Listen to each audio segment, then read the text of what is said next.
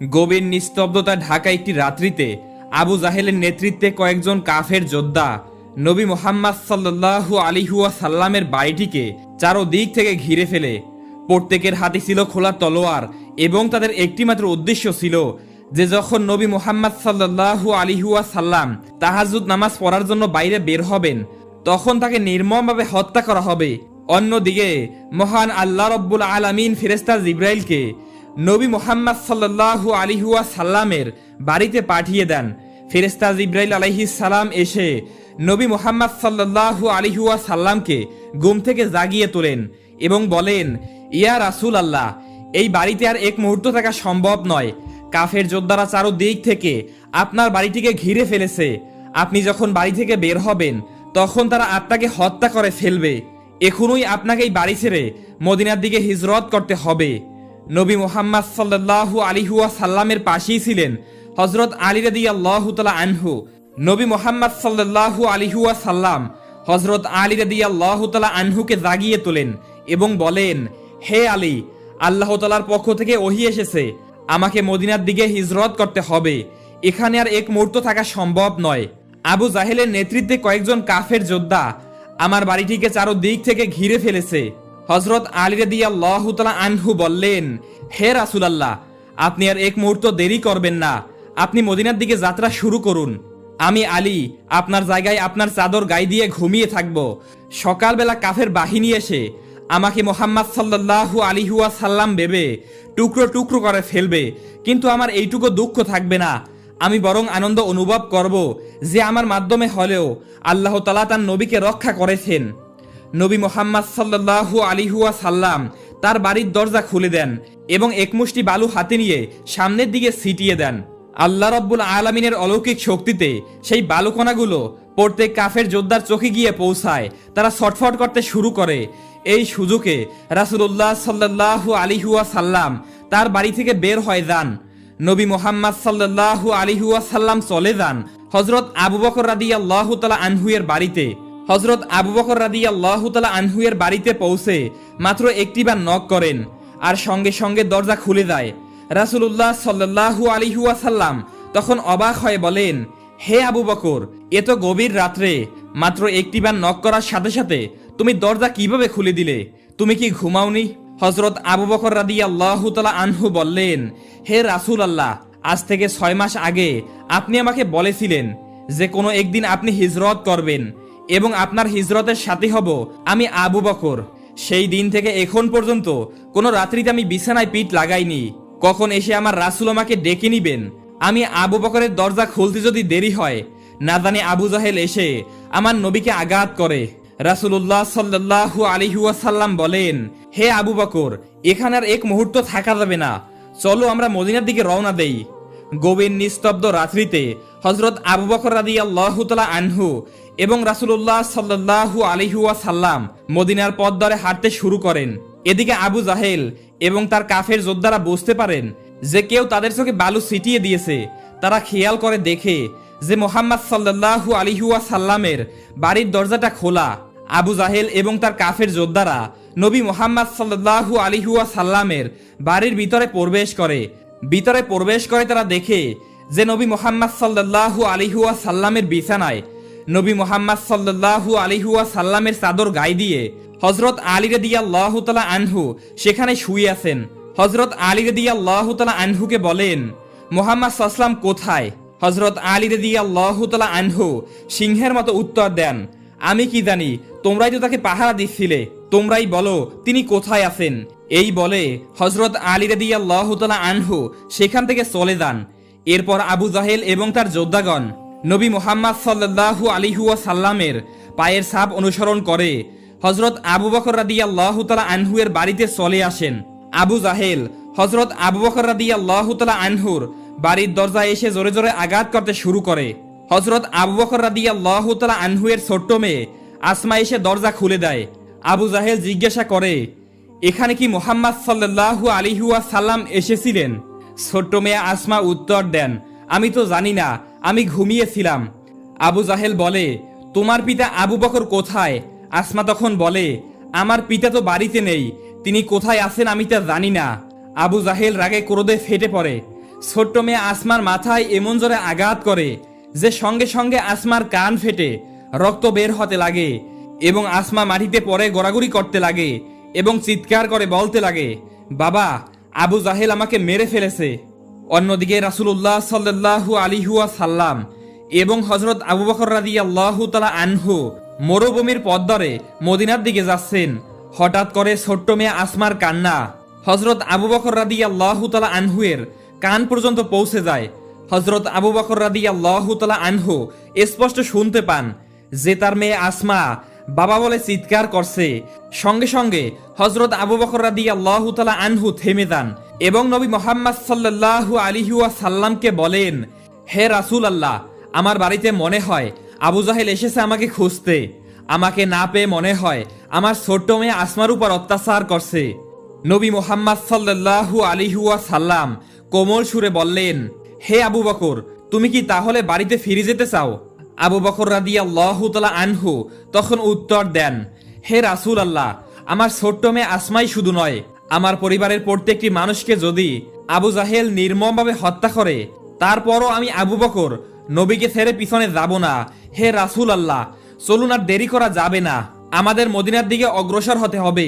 এই কথা বলে হযরত আবু বকর রাদিয়াল্লাহু তাআলা আনহু এবং নবী মুহাম্মদ সাল্লাল্লাহু আলাইহি ওয়াসাল্লাম মদিনার দিকে এগিয়ে যেতে লাগলেন।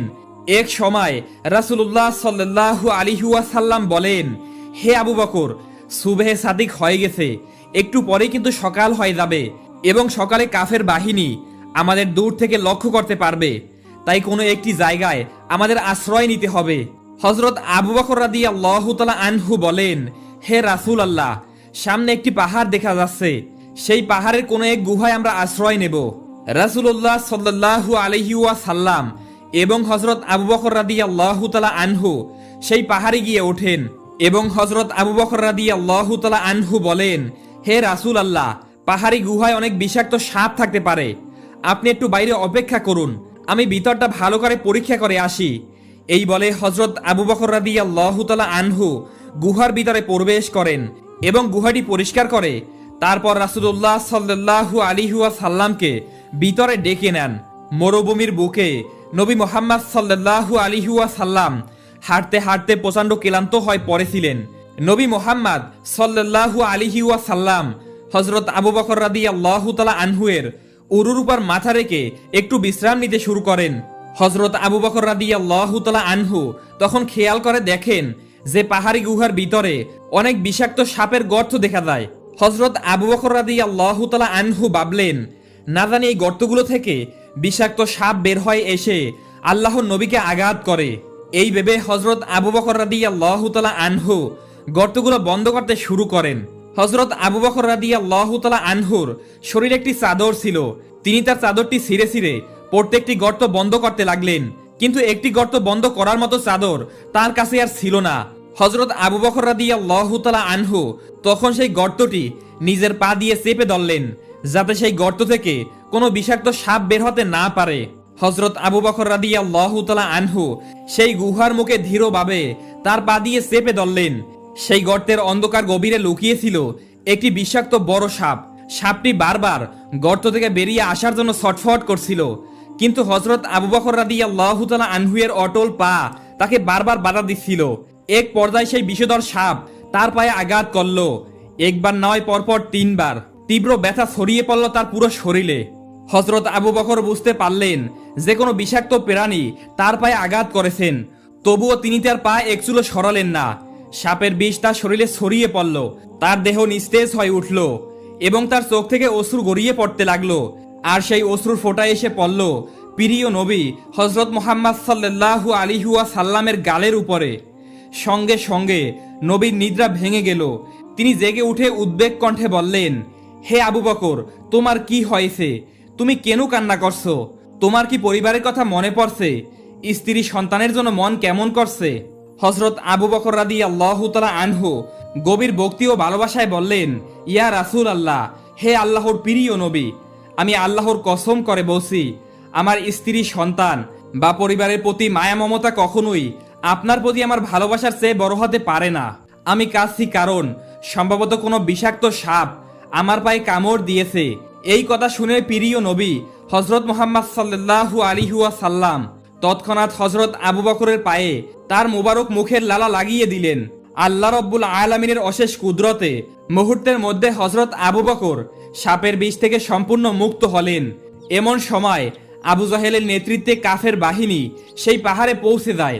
তারা নবী মুহাম্মদ সাল্লাল্লাহু আলাইহি ওয়াসাল্লাম এবং হযরত আবু বকর রাদিয়াল্লাহু তাআলা আনহুয়ের পায়ের ছাপ অনুসরণ করে সেই পাহাড়ি গুহার কাছে চলে যায় এবং তারা একে অপরকে বলতে লাগে, কি ব্যাপার, এখান থেকে আর কোনো দিকে পায়ের ছাপ দেখা যাচ্ছে না। আবু জাহেল তাদেরকে আদেশ দেয়, তোমরা এই পাহাড়টিকে ভালোভাবে অনুসন্ধান করো, নিশ্চয়ই এই পাহাড়ের মধ্যেই মুহাম্মদ সাল্লাল্লাহু আলাইহি ওয়াসাল্লাম লুকিয়ে আছেন, তাকে পাওয়া মাত্রই তোমরা তাকে হত্যা করবে। আবু জাহেলের যোদ্ধাগণ পাহাড়টি তল্লাশি করতে শুরু করে। তারা তল্লাশি করতে করতে এক পর্যায়ে সেই গুহার কাছে চলে যায়, যেই গুহায় নবী মুহাম্মদ সাল্লাল্লাহু আলাইহি ওয়াসাল্লাম এবং হযরত আবু বকর রাদিয়াল্লাহু তাআলা আনহু আশ্রয় নিয়েছেন। মহান আল্লাহ রব্বুল আলামিনের আদেশে সেই পাহাড়ি গুহার মুখে একটি মাকড়সা এসে জাল বনে এবং একটি কবুতর এসে পাহাড়ি গুহার মুখে বাসা বেঁধে ডিম পাড়তে থাকে। আবু জাহেলের দুজন কাফের যোদ্ধা সেই গুহার কাছে আসেন। একজন কাফের যোদ্ধা বলে, আমি নিশ্চিত যে এই গুহার ভিতরেই মুহাম্মদ সাল্লাল্লাহু আলাইহি ওয়াসাল্লাম এবং আবু বকর ঢুকেছেন। অন্য একজন কাফের যোদ্ধা বলে, আরে বোকা, এই গুহার ভিতরে মানুষ কিভাবে ঢুকবে? তুমি দেখছো না যে এই গুহার মুখে মাকড়সার জাল রয়েছে এবং গুহার সামনে একটি কবুতর ডিম পেড়েছে। কোনো মানুষ যখন এই গুহার ভিতরে ঢুকবে তখন সঙ্গে সঙ্গে এই কবুতরটি উড়ে চলে যাবে এবং এই মাকড়সার জাল ছিঁড়ে যাবে। আবু জাহেলের যোদ্ধারা পুরো পাহাড়টি তল্লাশি করেও নবী মুহাম্মদ সাল্লাল্লাহু আলাইহি ওয়াসাল্লামকে কোথাও খুঁজে পেলেন না। তারপর তারা নিশ্চিত হন যে নবী মুহাম্মদ সাল্লাল্লাহু আলাইহি ওয়াসাল্লাম এখানে নেই। এই ভেবে তারা সেখান থেকে ফিরে চলে যায়। অতঃপর আবু জাহেলের কাফের যোদ্ধারা যখন সেখান থেকে চলে যায় তখন নবী মুহাম্মদ সাল্লাল্লাহু আলাইহি ওয়াসাল্লাম এবং হযরত আবু বকর রাদিয়াল্লাহু তাআলা আনহু সেই পাহাড়ি গুহা থেকে বের হয়ে মদিনার দিকে যাত্রা শুরু করেন। উত্তপ্ত রোদে মরুভূমিতে হাঁটতে হাঁটতে তারা অনেকটাই ক্লান্ত হয়ে পড়েন। নবী মুহাম্মদ সাল্লাল্লাহু আলাইহি ওয়াসাল্লাম বলেন, হে আবু বকর, তুমি দেখো সামনে কোনো বাড়িঘর দেখা যায় কিনা। আমরা প্রচন্ড ক্ষুধার্ত এবং তৃষ্ণার্ত। সামনে যদি কোনো বাড়িঘর দেখা যায় তাহলে সেখান থেকে আমরা কিছুটা খাবার অথবা পানি পেতে পারি। হযরত আবু বকর রাদিয়াল্লাহু তাআলা আনহু বলেন, হে রাসূলুল্লাহ, এই মরুভূমিতে কোনো বাড়িঘর দেখা যাচ্ছে না, তবে ওই যে একটু দূরে একটি বাড়ির মতো কিছু একটা দেখা যাচ্ছে, চলুন আমরা ওইদিকে অগ্রসর হই। কিছু দূর পথ অগ্রসর হওয়ার পরে নবী মুহাম্মদ সাল্লাল্লাহু আলাইহি ওয়াসাল্লাম এবং হযরত আবু বকর রাদিয়াল্লাহু তাআলা আনহু সেই বাড়িটির কাছে পৌঁছালেন এবং তারা অনেক আশ্চর্য এবং অবাক হয়ে যান। আশেপাশে কোনো বাড়িঘর নেই। এরকম নির্জন এক মরুভূমিতে এই বাড়ি কোথা থেকে এলো? এত কিছু না ভেবে নবী মুহাম্মদ সাল্লাল্লাহু আলাইহি ওয়াসাল্লাম এবং হযরত আবু বকর রাদিয়াল্লাহু তাআলা আনহু সেই বাড়ির ভিতরে প্রবেশ করেন। নবী মুহাম্মদ সাল্লাল্লাহু আলাইহি ওয়াসাল্লাম বলেন, হে আবু বকর, তুমি দেখো তো বাড়িতে কেউ আছে কিনা। হযরত আবু বকর রাদিয়াল্লাহু তাআলা আনহু বলেন, বাড়িতে কেউ কি আছেন? আমরা দুজন মুসাফির, আমরা প্রচন্ড তৃষ্ণার্ত এবং ক্ষুধার্ত। সেই ঘরের ভিতরে একজন নারী ছিলেন। সেই নারীর নাম ছিল উম্মে মাবদ। উম্মে মাবদ ঘর থেকে উত্তর দেন, আপনারা কোথা থেকে এসেছেন? হযরত আবু বকর রাদিয়াল্লাহু তাআলা আনহু বলেন, আমরা মক্কা থেকে মদিনার দিকে যাত্রা করেছি। আমরা মরুভূমিতে চলতে চলতে প্রচন্ড তৃষ্ণার্ত এবং ক্ষুধার্ত হয়ে পড়েছি। উম্মে মাবদ বলেন, হে পথিক, আমার ঘরে তো কোনো প্রকার খাবার নেই। আমার স্বামী সারাদিন মরুভূমিতে ছাগল চড়ান এবং সন্ধ্যাবেলা সেই ছাগলগুলো নিয়ে আসেন। সেই ছাগল থেকে সামান্য কিছু দুধ পাওয়া যায়। সেই দুধ খেয়ে আমরা স্বামী স্ত্রী রাত্রি যাপন করি। হযরত আবু বকর রাদিয়াল্লাহু তাআলা আনহু বলেন, হে আমার বোন, আপনি কি আমাদেরকে একটু পানি দিতে পারবেন? আমরা প্রচন্ড তৃষ্ণার্ত এবং ক্ষুধার্ত। উম্মে মাবদ বলেন, হে পথিক, আমরা মরুভূমিতে বাস করি, এখানে পানি পাওয়া অসম্ভব ব্যাপার। তবে আমার স্বামী যখন কাজ থেকে ফিরে আসবেন তিনি সামান্য কিছু পানি নিয়ে আসতে পারেন। আপনারা চাইলে সেই সময় পর্যন্ত অপেক্ষা করতে পারেন। রাসূলুল্লাহ সাল্লাল্লাহু আলাইহি ওয়াসাল্লাম তার দৃষ্টি ফেরালেন এবং তিনি দেখলেন উম্মে মাবদের ঘরের সামনে একটি ছাগল দড়িতে বাঁধা রয়েছে। তিনি হযরত আবু বকর রাদিয়াল্লাহু তাআলা আনহুকে বলেন, হে আবু বকর, তুমি ওই মহিলার কাছ থেকে অনুমতি নাও, আমরা কি এই ছাগল থেকে দুধ দহন করতে পারি? হযরত আবু বকর তৎক্ষণাৎ উম্মে মাবদের কাছে গিয়ে নরম কণ্ঠে বললেন, হে আমার বোন, আপনি যদি আমাদেরকে অনুমতি দেন তবে আমরা আপনার ছাগল থেকে কিছু দুধ নিয়ে পান করতে চাই। ঘরের ভিতর থেকে উম্মে মাবদ উত্তর দেন, হে পথিক, এই ছাগলটি তো প্রচন্ড অসুস্থ এবং এতটাই দুর্বল যে এটি উঠে দাঁড়াতেও পারছে না। তাছাড়া এটি কখনো বাচ্চা প্রসবও করেনি। তাহলে এই ছাগল থেকে আপনারা দুধ পান কিভাবে করবেন? হযরত আবু বকর রাদিয়াল্লাহু তাআলা আনহু তখন শান্তভাবে হেসে বললেন, হে আমার বোন, আপনি শুধু অনুমতি দিয়ে দেখুন। হযরত আবু বকরের এই রহস্যময় কথায় উম্মে মাবদ বিস্ময় হতবাক হয়ে গেলেন। একটি ছাগল এতটাই অসুস্থ যে সে দাঁড়াতে পারে না, যার কখনো বাচ্চা হয়নি, সেই ছাগল থেকে দুধ পাওয়ার কথা, এই অসম্ভব কথায় তার মন বিচলিত হয়ে উঠল। কৌতূহলী হয়ে তিনি ঘরের জানালা খুলে ওই দুই পথিকের মুখ দেখার ইচ্ছা করলেন। জানালা খুলতেই তার দৃষ্টি পড়ল রাসূলুল্লাহ সাল্লাল্লাহু আলাইহি ওয়াসাল্লামের নুরানি মুখমণ্ডলের উপরে। তিনি বিস্ময়ে হতবাক হয়ে গেলেন এবং বলে উঠলেন, আমি আমার জীবনে কখনোই এত সুন্দর মানুষ দেখিনি।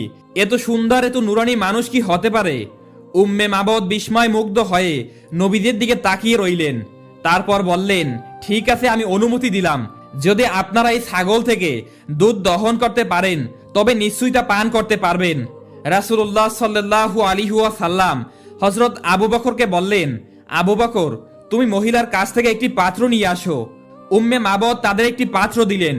নবীজি বললেন, আবু বকর, এই পাত্রটি অনেক ছোট, তুমি আরো বড় পাত্র নিয়ে আসো। উম্মে মাবদ তখন একটি বড় পাত্র দিলেন। রাসূলুল্লাহ সাল্লাল্লাহু আলাইহি ওয়াসাল্লাম সেই বড় পাত্রটি হাতে নিয়ে ছাগলের কাছে গেলেন। বিসমিল্লাহ বলে তিনি ছাগলের মাথায় হাত রাখলেন। সঙ্গে সঙ্গে সেই অসুস্থ ছাগলটি অলৌকিকভাবে সুস্থ হয়ে উঠল। তিনি আবারও বিসমিল্লাহ বলে ছাগলের ওলানে হাত দিলেন। তৎক্ষণাৎ ছাগলের ওলান দুধে পরিপূর্ণ হয়ে উঠল। এতটাই যে দুধের ভারে ছাগলটি ছটফট করতে লাগলো। রাসূলুল্লাহ সাল্লাল্লাহু আলাইহি ওয়াসাল্লাম দুধ দহন করতে শুরু করলেন এবং সেই বিশাল পাত্রটি ছাগলের দুধে ভরে গেল। তিনি হযরত আবু বকরকে বললেন, আবু বকর, তুমি এই দুধ থেকে পান করো। হযরত আবু বকর বললেন, ইয়া রাসূলুল্লাহ, আপনি আগে পান করুন। নবীজি তখন বললেন, আবু বকর, তা কখনোই হতে পারে না, তুমি আগে পান করো, তারপরেই আমি পান করব। হযরত আবু বকর সেই দুধ থেকে পান করলেন এবং তারপর রাসূলুল্লাহ সাল্লাল্লাহু আলাইহি ওয়াসাল্লামও তৃপ্তি সহকারে সেই দুধ পান করলেন। কিন্তু আশ্চর্যের বিষয় হলো, দুজনে পান করার পরেও পাত্রটির এক ফোঁটা দুধও কমল না, অথচ তারা দুজনেই তৃপ্তি সহকারে পান করেছিলেন। এই অলৌকিক ঘটনাটি উম্মে মাবদ জালানার পাশে দাঁড়িয়ে দেখছিলেন। তিনি বিস্ময় হতবাক হয়ে গেলেন।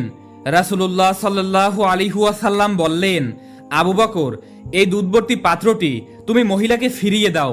হযরত আবু বকর পাত্রটি উম্মে মাবদের হাতে তুলে দিলেন। এরপর রাসূলুল্লাহ সাল্লাল্লাহু আলাইহি ওয়াসাল্লাম এবং হযরত আবু বকর মদিনার পথে আবারও যাত্রা শুরু করলেন। উম্মে মাবদ তৎক্ষণাৎ ঘর থেকে বেরিয়ে এলেন। তিনি লক্ষ্য করলেন তার পুরো ঘর জান্নাতি সুগন্ধে ভরে গেছে, যেন কোনো স্বর্গীয় খুশবু তার বাড়ির চারপাশে ছড়িয়ে পড়েছে। রাসূলুল্লাহ সাল্লাল্লাহু আলাইহি ওয়াসাল্লাম এবং হযরত আবু বকর মদিনার দিকে হাঁটছিলেন।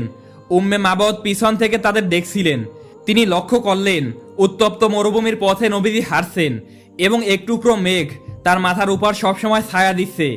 বিকেল বেলা উম্মে মাবদের স্বামী ছাগল চড়িয়ে তিনি বাড়িতে ফিরলেন। তিনি বিস্ময়ে বলে উঠলেন, হে উম্মে মাবদ, আজ আমার বাড়িতে কি ঘটেছে? আমি যেন জান্নাতি সুগন্ধি পাচ্ছি। আমার বাড়ির চারদিকে যেন স্বর্গীয় খুশবু ছড়িয়ে আছে। আজ কি ঘটলো এখানে? উম্মে মাবদ বললেন, হে আমার স্বামী, আজ আমাদের বাড়িতে অলৌকিক এবং আশ্চর্যজনক ঘটনা ঘটেছে। মক্কা থেকে দুজন মহান ব্যক্তি এসেছিলেন। তাদের মধ্যে একজনের সৌন্দর্য এতটাই অপরূপ যে কিয়ামত পর্যন্ত তার প্রশংসা করলেও তা শেষ হবে না। আরও বিস্ময়কর ব্যাপার হলো, আমাদের যে ছাগলটি অসুস্থ ছিল সেই মহান ব্যক্তি তার গায়ে হাত ছুঁয়ে দিতেই ছাগলটি সুস্থ হয়ে উঠল। যে ছাগলটি কখনো বাচ্চা প্রসব করেনি তার হাতের ছোঁয়ায় তার ওলান ভরে গেল। তিনি এত দুধ দহন করলেন যে কোনো গরু থেকে এত দুধ পাওয়া যায় না। উম্মে মাবদের স্বামী বিস্ময় বললেন, হে উম্মে মাবদ, এই সেই মহান ব্যক্তি যার জন্য আমি অপেক্ষা করেছিলাম। তাকে খুঁজতেই আমি এই মরুভূমিতে ঘর তৈরি করেছি। আমি তাওরাতে পড়েছিলাম মক্কায় এমন একজন নবী আসবেন যিনি হবেন আখিরি জামানার শেষ নবী, সকল নবীর সন্তান। তিনি মক্কা থেকে হিজরত করে মদিনায় যাবেন। তার সাক্ষাৎ পাওয়ার জন্যই আমি এখানে বসবাস করতে শুরু করেছি। তিনি উত্তেজিত হয়ে বললেন, হে উম্মে মাবদ, বলো সেই মহান ব্যক্তি কোন পথে গেছেন? উম্মে মাবদ বললেন, তিনি এই পথ ধরে মদিনার উদ্দেশ্যে রওনা দিয়েছেন। সঙ্গে সঙ্গে উম্মে মাবদের স্বামী ছুটে গেলেন রাসূলুল্লাহ সাল্লাল্লাহু আলাইহি ওয়াসাল্লামের সাক্ষাৎ পাওয়ার আশায়। প্রিয় দর্শক, এই ছিল আজকের ভিডিও। এভাবেই নতুন নতুন ভিডিও পেতে আমাদের চ্যানেলটি সাবস্ক্রাইব করে পাশে থাকা বেলাইকনটি বাজিয়ে দিন এবং এই ভিডিওটি আপনার কাছে কেমন লেগেছে তা অবশ্যই কমেন্ট করে জানাবেন।